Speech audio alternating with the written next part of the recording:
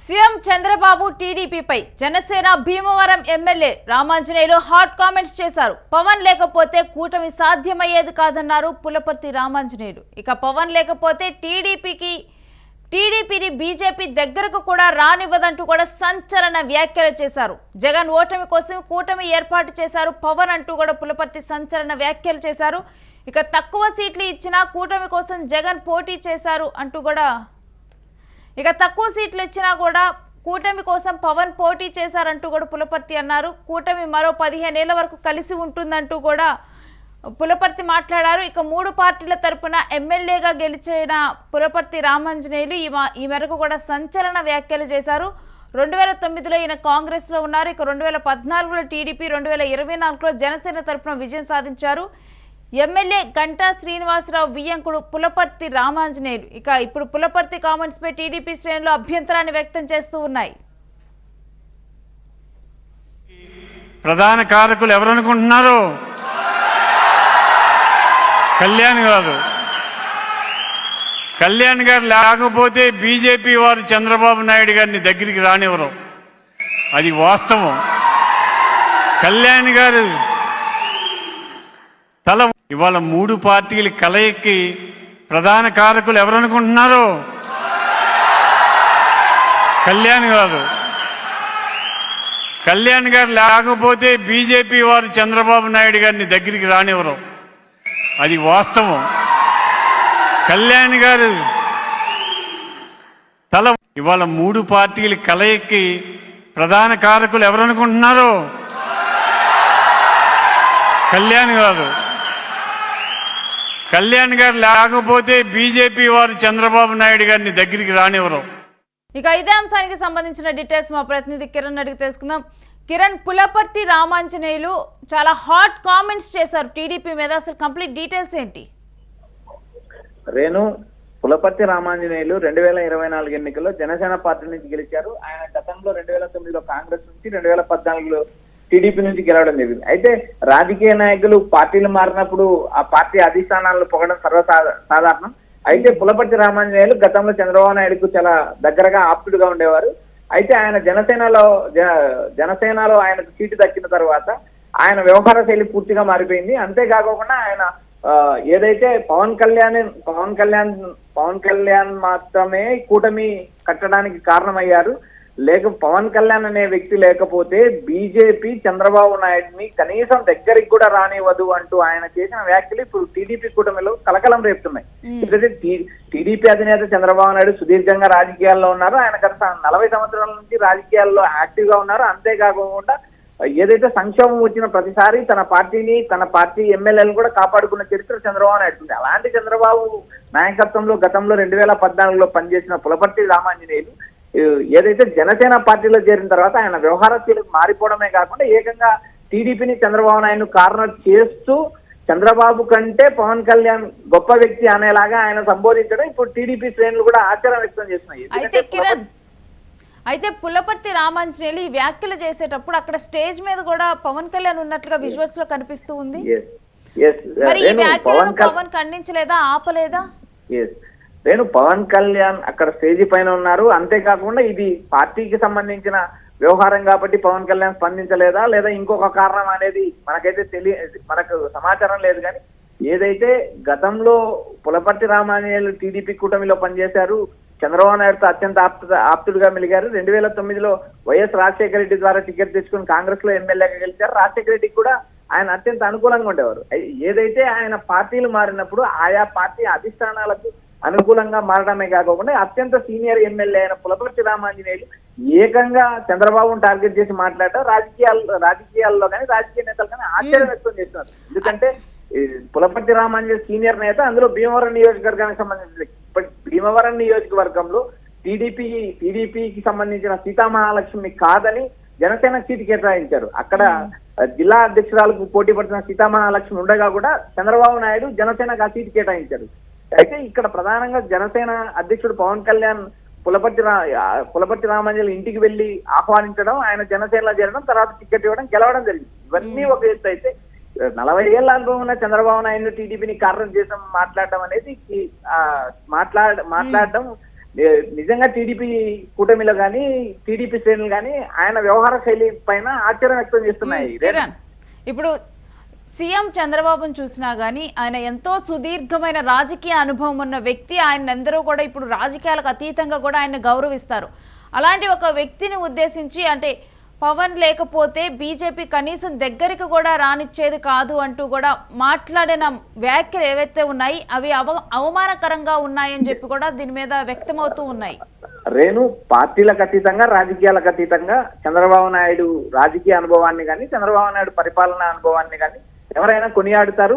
చంద్రబాబు నాయుడు అందులో పరిపాలనా దక్షకుడు, అందులో అది అనుకోవడంలో కూడా ఎలాంటి అనుమానం లేదు. ఎందుకంటే గత కొన్ని ఏళ్లుగా ఆయన తీసుకొచ్చిన ఏదైతే అభివృద్ధి ఫలాలు కావచ్చు, లేకపోతే ఐటీ కావచ్చు, ఇంకొక రంగం కావచ్చు, అభివృద్ధికి ఎంతో కొంత చిరునామా అని చెప్పుకునే చంద్రబాబు నాయుడు పైన ఏదైతే గతంలో టీడీపీలో పనిచేసిన ప్రస్తుతానికి జనసేన ఎమ్మెల్యేగా ఉన్న పులపర్తి రామాంజనేయులు చేసిన వ్యాఖ్యలు అయితే పూర్తిగా అసంబంధము. అందుకు తగ్గట్టు టీడీపీ శ్రేణులు దాదాపు నిరసన వ్యక్తం చేసే పరిస్థితి ఏర్పడింది. ఎందుకంటే రాజకీయాల్లో రాజకీయ శత్రుత్వం, రాజకీయ మిత్రుత్వం ఉండకపోవచ్చు, కానీ ఏదైతే జనసేన అధ్యక్షుడు పవన్ కళ్యాణ్ లేకపోతే బీజేపీ కనీసం చంద్రబాబు నాయుడు దగ్గరికి రానివ్వదు అంటూ చేసిన వ్యాఖ్యలు అయితే నిజంగా అవమానకరమైన వ్యాఖ్యలు. ఎందుకంటే 2014లో పవన్ కళ్యాణ్ కూటమిలో లేరు. పవన్ కళ్యాణ్ ఆ రోజు నేను కేవలం ఎన్నికల్లో మద్దతు ఇస్తాను, బయట నుంచి సపోర్ట్ చేస్తానని చెప్పిన వ్యాఖ్యలు మాత్రమే నిజం. ఆ రోజు చంద్రబాబు నాయుడు కూడా మోడీతో జత కట్టాడు. 2014లో అధికారంలోకి వచ్చారు. ఆ రోజు ఎవరు ఆ రోజు మోడీ డైరెక్ట్ చంద్రబాబు నాయుడుతో జత కట్టారు, కానీ ఆ రోజు పవన్ కళ్యాణ్ పాత్ర ఎలాంటి పాత్ర కూడా లేదు. అయితే 2024 ఎన్నికలకు వచ్చినప్పుడు కూటమి కట్టడానికి మాత్రం పవన్ కళ్యాణ్ ప్రధాన కారణం అనేది అందరికీ తెలిసిన విషయమే. అది టీడీపీ శ్రేణులు కొడుకున్నారు. అయితే ఏకంగా చంద్రబాబు నాయుడిని టార్గెట్ చేసి పవన్ కళ్యాణ్ అనే వ్యక్తి లేకపోతే చంద్రబాబు నాయుడు బీజేపీ దగ్గరకు రానివ్వదు అని చేసిన వ్యాఖ్యలు గమనించినప్పుడు ఇవి పూర్తిగా చంద్రబాబు నాయుడు అనుభవాన్ని కానీ, చంద్రబాబు రాజకీయ జీవితాన్ని కానీ, చంద్రబాబు వ్యక్తిత్వాన్ని కానీ అవమానపరిచే దిశగా పులపర్తి రామాంజనేయులు మాట్లాడారనే చర్చ అయితే ప్రజల్లో నడుస్తుంది. టీడీపీ శ్రేణులు అయితే అసహనం వ్యక్తం చేస్తున్నారు. రేణు, అయితే కిరణ్, ఇప్పుడు ఓడలో ఉన్నప్పుడు ఓడమల్లన్న ఓడదా, నది దాటాక బోడి మల్లన్న అన్నట్లుగా కూడా గతంలో చూసుకుంటే స్వయంగా పవన్ కళ్యాణే ఎలక్షన్స్ ముందర కూడా ఆయన మాట్లాడారు. ఇప్పుడు తక్కువ సీట్ల గురించి కూడా మాట్లాడటం జరిగింది కాబట్టి ఈ అంశంలో ఇది ప్రస్తావించాల్సి వస్తుంది. అప్పుడు ఆయనే స్వయంగా ఒప్పుకున్నారు. అంటే ఒకరికొకళ్ళు ఇప్పుడు సహకరించుకోవడం రెండు పార్టీలకు కూడా ఇప్పుడు జనసేన గెలవాలన్నా ఇప్పుడు ఇటు టీడీపీ గెలవాలన్నా కానీ ఒకరికొకరు సహకరించుకోవడం రెండు పార్టీలకు కూడా ఈక్వల్ ఇంపార్టెన్స్ ఉంది. ఇవన్నీ పరిగణలోకి తీసుకొని కూటమి జట్టు కట్టింది. మరి ఈ నేపథ్యంలో ఇప్పుడు తక్కువ సీట్లు ఇచ్చినా గానీ పవన్ పోటీ చేశారు అని చెప్పి ఇవన్నీ కూడా ఇప్పుడు మాట్లాడటం ఎంతవరకు కరెక్ట్?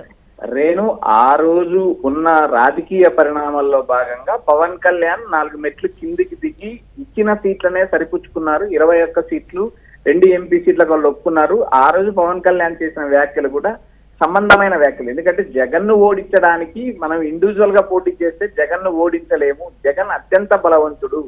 ఎందుకంటే 3 పార్టీలు కలిస్తే ఓట్ బ్యాంక్ కలిసి వస్తుంది, 3 నాయకులు బలం తోడవుతుంది కాబట్టి జగన్ ను ఓడించగలం అంటూ పవన్ కళ్యాణ్ పదే వ్యాఖ్యలు చేశారు. ఆ వ్యాఖ్యలను పరిగణలోకి తీసుకున్న బీజేపీ, టీడీపీ రెండు కూడా పవన్ కళ్యాణ్ తో జతకట్టాయి. పవన్ కళ్యాణ్ కూటమిలోకి ఆహ్వానించాయి. ఇది వాస్తవం. ఇంతవరకు ఎలాంటి ఇబ్బంది ఎవరికి లేదు. తర్వాత చేసే రాజకీయ నాయకులు కానీ, తర్వాత ఈ జనసేన ఎమ్మెల్యేలు కానీ చేసే వ్యాఖ్యల పట్ల టీడీపీ శ్రేణులు అసహనం వ్యక్తం చేస్తున్నారు. ఎందుకంటే కూటమి కట్టిందే జగన్ ఓడించడానికంటూ ఆ రోజు జనాల్లోకి వెళ్లారు. 3 పార్టీలు వెళ్ళాయి. అందులో మోడీ బలంతో పాటు, పవన్ బలంతో పాటు, చంద్రబాబు నాయుడు గ్రౌండ్ లెవెల్ కార్యకర్తల బలంతో మాత్రమే టీడీపీ కూటమి అధికారంలోకి వచ్చింది. ఇక్కడ ప్రధానంగా 3 పార్టీల్లో టీడీపీ ఓట్ షేరింగ్ కూడా 40% పైన ఉంటుంది. ఎందుకంటే మిగిలిన ఏదైతే బీజేపీ 1%, 2% ఉన్న టీడీపీ అండతోనే 8% చేరుకున్నది.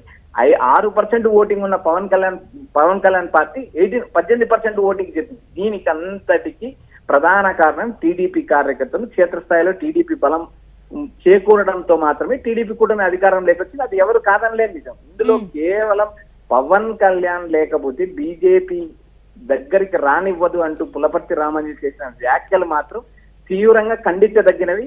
అందుకు తగ్గట్టు టీడీపీ నేతలు కూడా ఈ వ్యాఖ్యల పైన నిరసన వ్యక్తం చేస్తున్నారు. రేణు, ఒకవైపు ఏమో ఇప్పుడు సీఎం చంద్రబాబు కూడా ఇప్పుడు డిప్యూటీ సీఎం పవన్ కళ్యాణ్ కూడా ఈక్వల్ ఇంపార్టెన్స్ వచ్చేలాగా ప్రభుత్వ కార్యాలయాల్లో చూసినా కానీ ఇటు చంద్రబాబు నాయుడు ఫోటో పక్కన deputy CM Pawan Kalyan photo ఉండేలాగా కూడా చూస్తూ ఉన్నారు.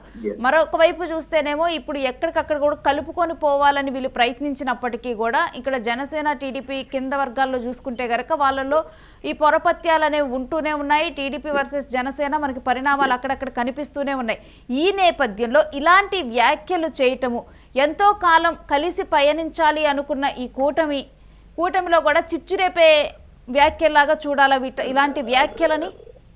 నేను రాజకీయాల్లో ఈ రోజున్న పరిస్థితి ఎన్నికల నాటి వరకు కొనసాగుతుందని ఏ రాజకీయ నాయకుడు కూడా చెప్పలేని పరిస్థితి.